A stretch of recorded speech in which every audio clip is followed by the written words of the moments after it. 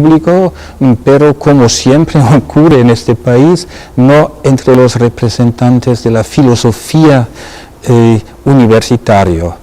Pero hay que añadir que el año pasado, con motivo de los 50 años de su muerte, hubo un congreso importante en Dresden, en que por primera vez se constata también una fuerte participación de filósofos universitarios. Y en este contexto es tal vez interesante recordar que en 1983 tuvimos aquí en Marburg un pequeño coloquio orteguiano con motivo del primer centenario de su nacimiento, en el que Enrique Tierno Galván, el alcalde de Madrid, nos hizo el honor de una visita y de una conferencia sobre Ortega aquí en esta misma sala. De mis estudios en Marburgo, en Leipzig, en Berlín, saqué la consecuencia de que yo debía, por lo pronto y durante muchos años, escribir artículos de periódico. Y lo primero que necesito decir de mis libros es que propiamente no son libros.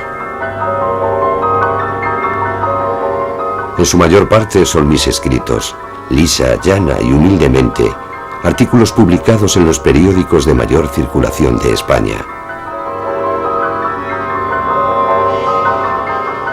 Yo creo que Ortega tiene dos dimensiones, una dimensión que es evidente, es un gran pensador, que con la rebelión de las masas pues nos entrega uno de los grandes textos de filosofía social de la primera mitad del siglo XX, que sigue siendo un libro de lectura útil y que tiene por lo tanto un eco merecido, pero al lado de esta dimensión de gran pensador, Ortega es un hombre que desde su primera juventud está preocupadísimo por encontrar una fórmula de transformar y de modernizar España. Se puede decir incluso que su biografía filosófica y política no se puede entender sin esta coexistencia de las dos dimensiones. El intento de Ortega de promover empresas de modernización y de incidir en este sentido sobre la opinión pública española alcanza su cenit en su colaboración en el periódico El Sol, fundado por Nicolás María de Urgoiti, y en el cual desde el primer momento juega un papel decisivo, como claramente primus inter pares, no solo como colaborador, sino en la orientación del periódico. Entonces, esta colaboración suya entre 1917 y 1930 nos muestra un Ortega que por una parte lanza ahí sus principales escritos, por ejemplo, España invertebrada está publicada ahí, pero también el famoso artículo que termina con la condena de la monarquía, que costará la vida al Sol de Urgoiti y Ortega y abrirá un camino de frustración y de vacío de cauces editoriales para ambos, pero este intento siempre tropieza con que El Sol es un periódico minoritario.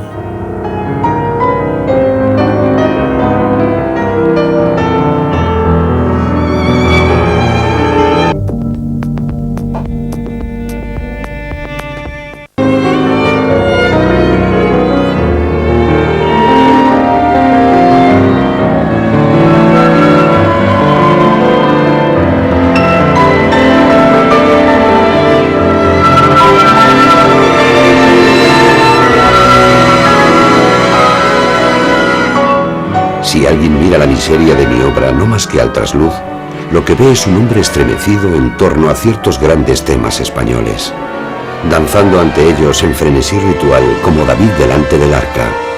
Nada español me es ajeno, todo forma parte de mí, mas por lo mismo tengo que amar y rendir culto a lo que está bien en España, que es muy poco, y odiar todo lo que está mal, que es el resto.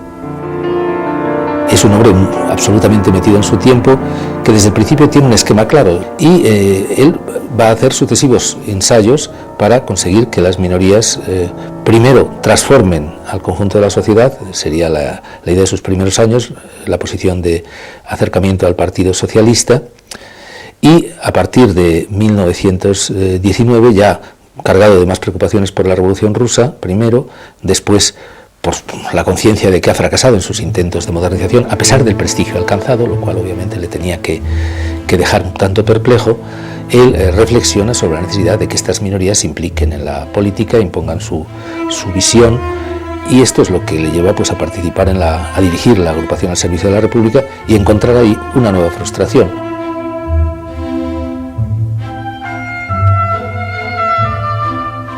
La historia iba tan deprisa que mejoró incluso las mejores expectativas. La República llegó sin un solo esfuerzo y Ortega se encontró en una situación un tanto inequívoca. Tenía sentido mantener una agrupación que había cubierto su objetivo o había que meterse en política.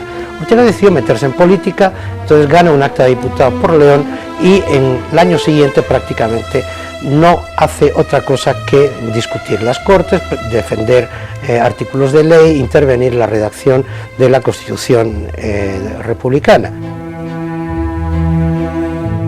Considero como una de las desdichas más graves que han acontecido en la vida política durante los últimos años el que el regionalismo apareciera por vez primera teñido ya de lo que es más opuesto a él, de un arcaísmo nacionalista.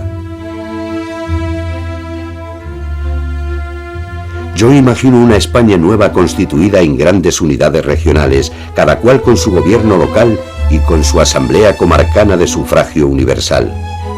En esa muchedumbre de asambleas locales habrá de movilizarse un número crecido de hombres que aprenderá en ellas responsabilidad política y el sentido de los negocios públicos.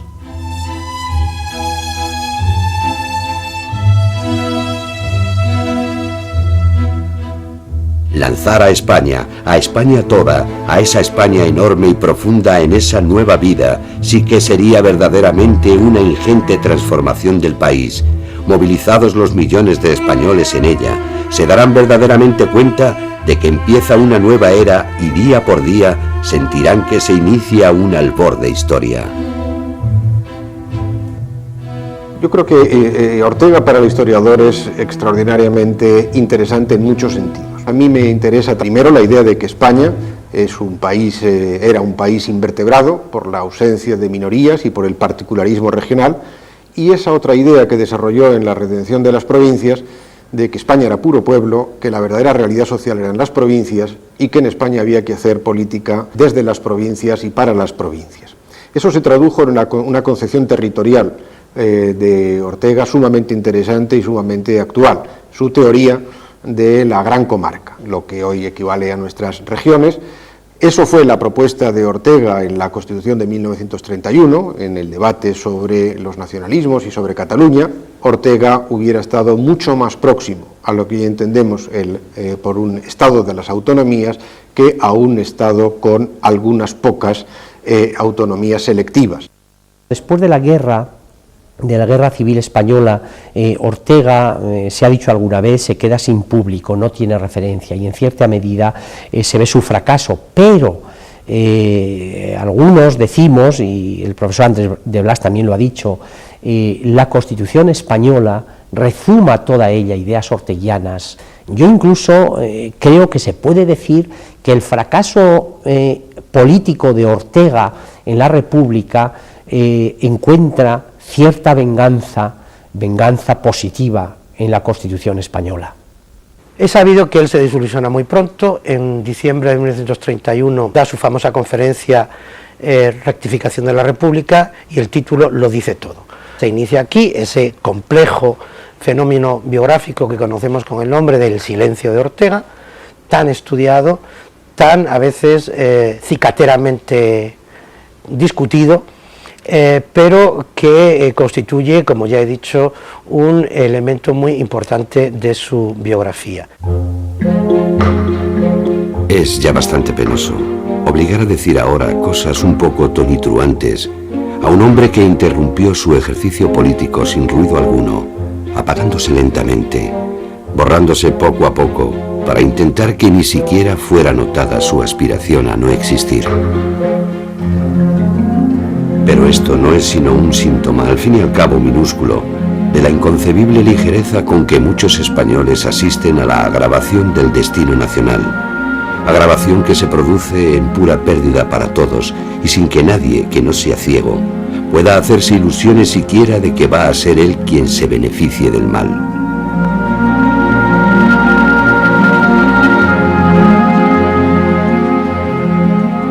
En una conferencia dada en diciembre de 1931, reclamé un deslinde de responsabilidades y me hice insolidario de la manera como se entendía por los gobernantes la República. Pero ni la opinión ni los grupos políticos me hicieron el más ligero caso. Este fracaso rotundo y perfecto me da derecho a un silencio cuando menos transitorio. Lo que sucedió en España con la sublevación y lo que vino enseguida torció el rumbo de todo el mundo, porque la República se acabó en el momento en que se acabó la democracia, y la democracia no podía subsistir en aquellas circunstancias. De modo que para el pensamiento político y la idea política de Ortega no había ya nada que hacer. Y es lo que ocurrió con él, que tuvo que callarse, y callarse pelosamente. Y llevó el contratiempo histórico tremendo, lo asumió del modo relativamente menos, digamos, censurable posible, pero tampoco fue algo en que él se luciera, porque lo que hizo fue aguantar el temporal, sencillamente, aguantarlo lo mejor que pudo, con dignidad, sin perder la dignidad, pero perdiendo sí la línea de su relación con la cosa pública.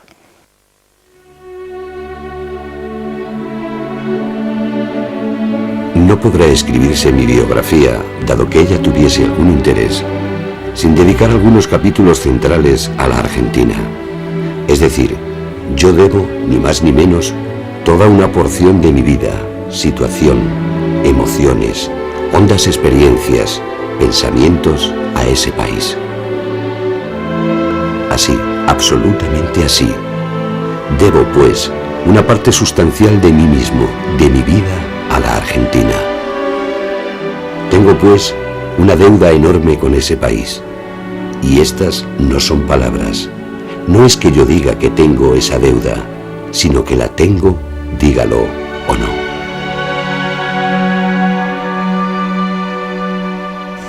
Esta experiencia americana comenzó en 1916, en plena Guerra Mundial, cuando la Institución Cultural Española, financiada por la colectividad de Argentina y fundada en 1914, hizo un intercambio cultural y científico con la Junta para Ampliación de Estudios para intercambiar profesores españoles que vinieran a la Argentina.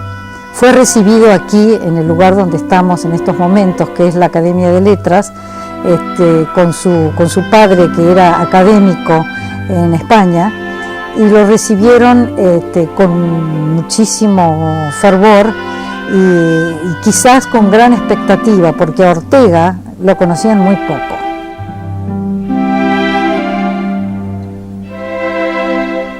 Ortega dijo, bueno, hay un nuevo siglo, tenemos que mirar con un nuevo régimen de atención, hay un cambio de percepción, y se dirigió a dos grupos muy importantes.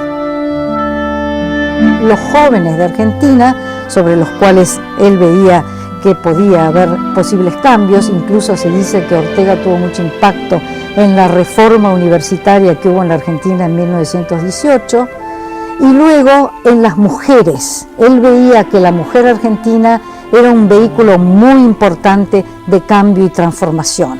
Incluso dijo que ellas serían las que cambiarían el fondo cultural de la Argentina. Y entre esas mujeres estaba, por supuesto, su gran impacto emotivo, su coup de foudre, como diríamos, que fue Victoria Ocampo.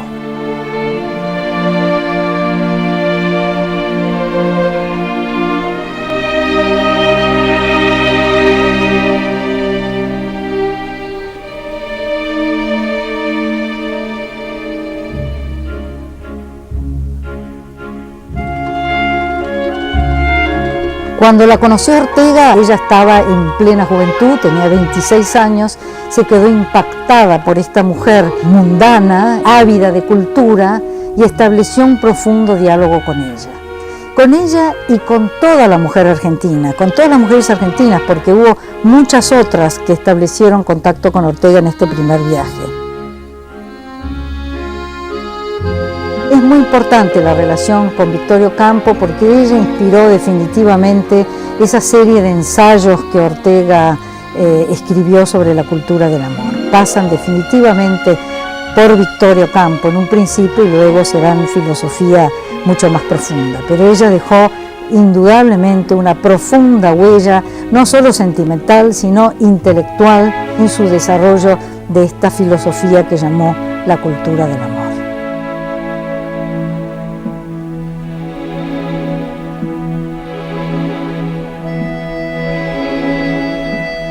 En el segundo viaje, Ortega vino invitado por Amigos del Arte, cuya presidenta era Elena Sancinena de Lizalde, una gran amiga de Ortega, que lo invitó a Ortega a hablar sobre su razón histórica y también sobre un tema sociológico muy importante en la Argentina, que era el hombre y la gente.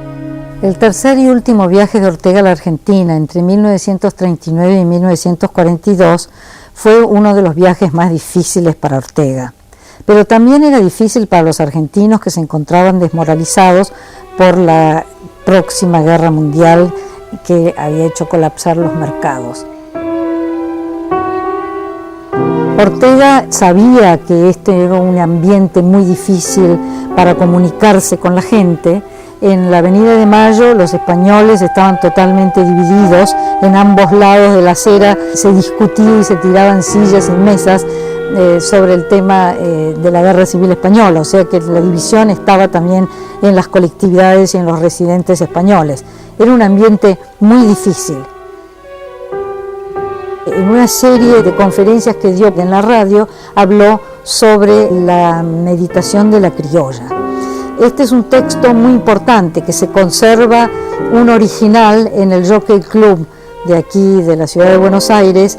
En este texto Ortega vuelve a retomar el tema de la identidad argentina y vuelve a encararlo en su lado más positivo y más fecundo y fértil, sobre cómo se mezcló años y siglos de sangre española con la sangre nativa, con las inmigraciones, y lo enfocó y lo encaró desde el punto de vista de la mujer.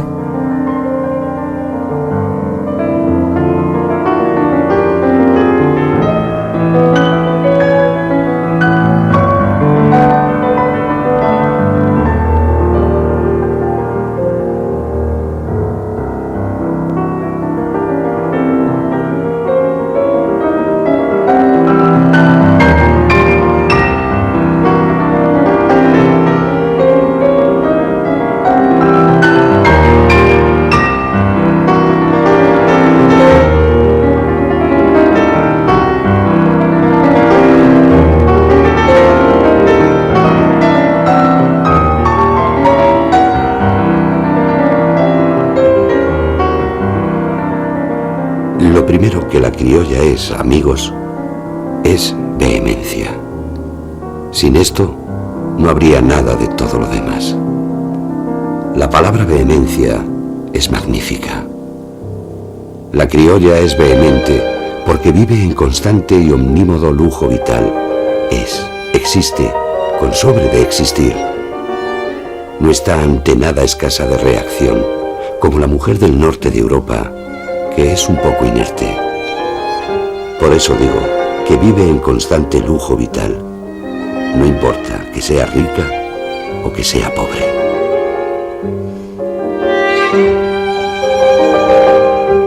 Luego en La Plata habló sobre meditación del pueblo joven, también diciendo lo difícil que era comunicarse en estos momentos, porque todo lo que salía de la boca de un exiliado era totalmente tergiversado.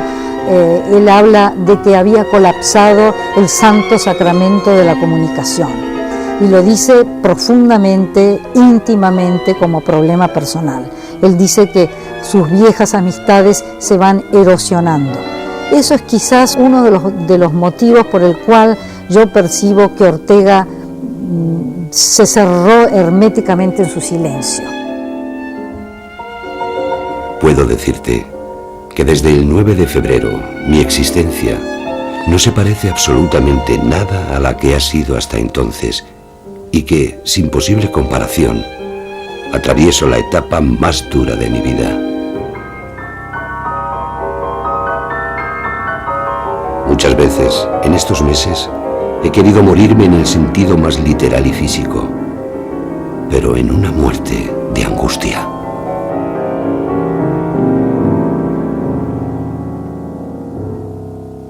Es curioso el resultado que tuvo los años de docencia de Ortega entre los argentinos. Creemos que Ortega está ausente todavía como filósofo en las universidades, pero yo creo que donde Ortega dejó verdaderamente su huella y donde lo recoge permanentemente la voz argentina es en el lector de periódicos, porque la gran cátedra de Ortega fueron los diarios, fue la prensa, donde él volcó todo su pensamiento íntimamente pensado, intercambiando ideas, propuestas y siempre alentando al argentino a un cambio, a conocerse a sí mismo, a buscar su identidad.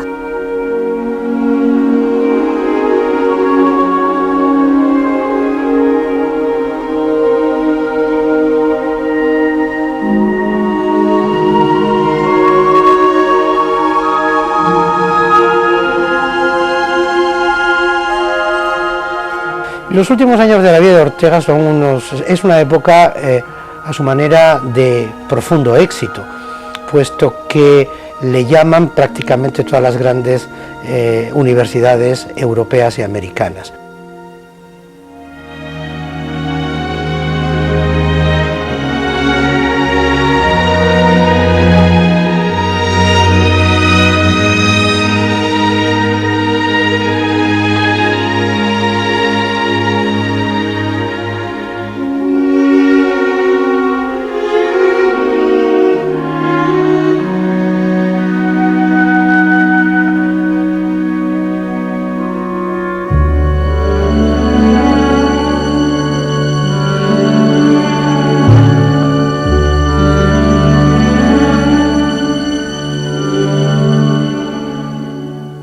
Poco antes de morir todavía está Ortega dando una de sus últimas conferencias en la Fundación Chini de Venecia, hablando del hombre medieval como precedente del hombre europeo actual. Volverá a España, se sentirá dispuesto, está de viaje por el norte de España, por el norte fresco que tanto le gustaba a Ortega, como digo, se siente indispuesto, vuelve a Madrid y muere al poco tiempo.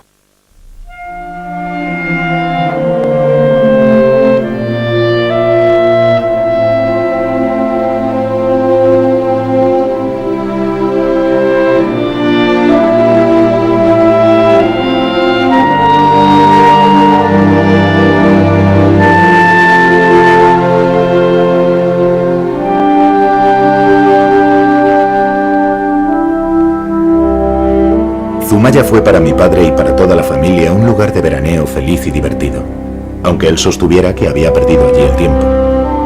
Y algunos de sus mejores amigos pasaban en Zumaya unos días solo para charlar con él.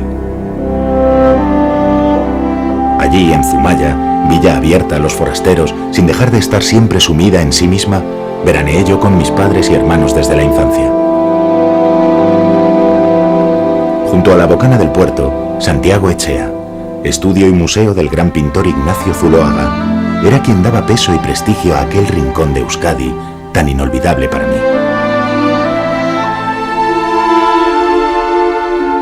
Lo primero con lo que me encontré en la universidad cuando llegué, pues era con la muerte de Ortega, ¿no? Se le rindió un homenaje que no he olvidado, ¿no? Fue la primera vez que yo oí hablar a Marañón, ¿no? Además de él intervino un estudiante, Lucio García Ortega, ¿no?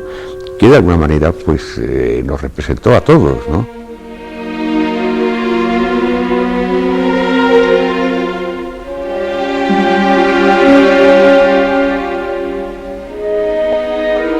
Este homenaje póstumo a Ortega y Gasset es el homenaje de los que pudimos haber sido discípulos suyos, de los que no lo somos y estamos sufriendo el vacío que él dejó al abandonar por causas conocidas su cátedra de metafísica.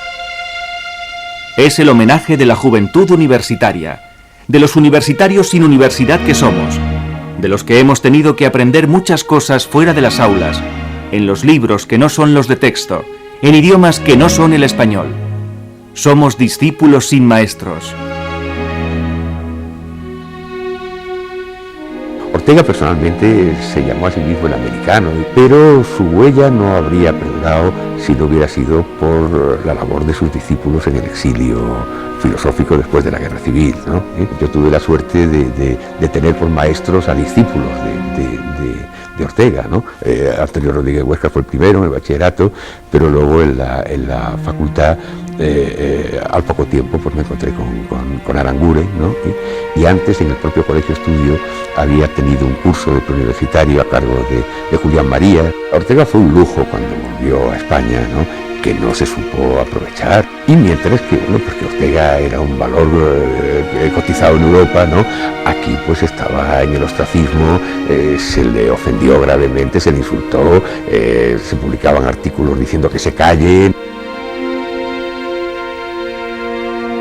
Decir que Ortega se incorpora a la España franquista es ser notablemente impreciso. Es verdad que abre casa en la calle Montes 15, y es verdad que durante un momento en que Ortega cree que el franquismo puede abrirse e intentar aventuras políticas no dictatoriales, en ese momento Ortega dedica una serie de cursos a temas rigurosamente intelectuales, perfectamente distanciados de la política, como son los que expone en el marco de una academia privada que él funda con ayuda de Julián Marías y con ayuda de su hija Soledad Ortega. Ortega dará estos cursos con desigual fortuna, porque si bien la matrícula tiene éxito y van sus amigos y va una parte de la juventud, Ortega se da cuenta que el régimen político le está cortocircuitando. En definitiva, es consciente de que está siendo manipulado. Esto explica que Ortega corte radicalmente la vida de este Instituto de Humanidades. Una de las cuestiones de que siempre se habla es la posible relación entre Ortega y Falange. Yo creo que las cosas están relativamente claras. José Antonio Primo de Rivera fue un admirador de Ortega, esto es cierto, pero Ortega no quiso nunca el tener un contacto con José Antonio. Hay incluso una anécdota que me permito reproducir, que me contó Soledad Ortega, según la cual pues estaban comiendo en un restaurante, estaba Ortega comiendo con ella, o no sé, con alguien más, en otra mesa estaba José Antonio Primo de Rivera, que mandó a través de un camarero un billetito diciendo que quería saludarle y hablar con él, y Ortega se negó, pronunciando una frase críptica, diciendo este hombre está muerto, creo, o algo parecido, algo que le distanciaba totalmente. Ortega naturalmente que fracasa, lo cual a algunos les duele, pero este fracaso está cargado de grandeza. Pero insisto, este fracaso, ¿por qué considerarlo como algo negativo? Yo creo que es un poco el fracaso de la modernización política en el siglo XX, reflejado en una figura preclara, ¿no?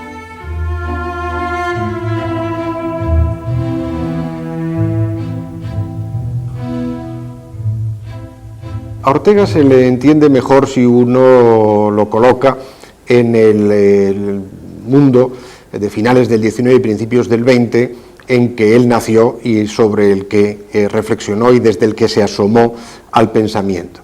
Fue una época, Ortega se definió como nada moderno y muy siglo XX, y por lo tanto una época en la que apareció una nueva modernidad, una modernidad definida, por ejemplo, por Freud, por la nueva física de Einstein, Heisenberg, etcétera, por la vida urbana, la irrupción de las masas en la vida pública, una modernidad en la que cambió la visión del mundo, el espacio, tiempo aparecieron en crisis, y donde se redescubrió a un hombre sujeto de pasiones emocionales, subconscientes e instintivas previamente desconocidas. Ortega, como Heidegger, Jaspers y otros filósofos de los años 20 y 30, pusieron ese énfasis en la vida como la única realidad radical, la vida como un proyecto en libertad del hombre, la experiencia de la propia existencia que tiene que hacer cada cual. No fue nunca un filósofo en absoluto pesimista o de la desesperación, como pudieron serlo otros filósofos de la vida. Frente a ese pesimismo, en alguna ocasión llegó a decir, bueno, pues que esto es la vida, pues que venga otra vez.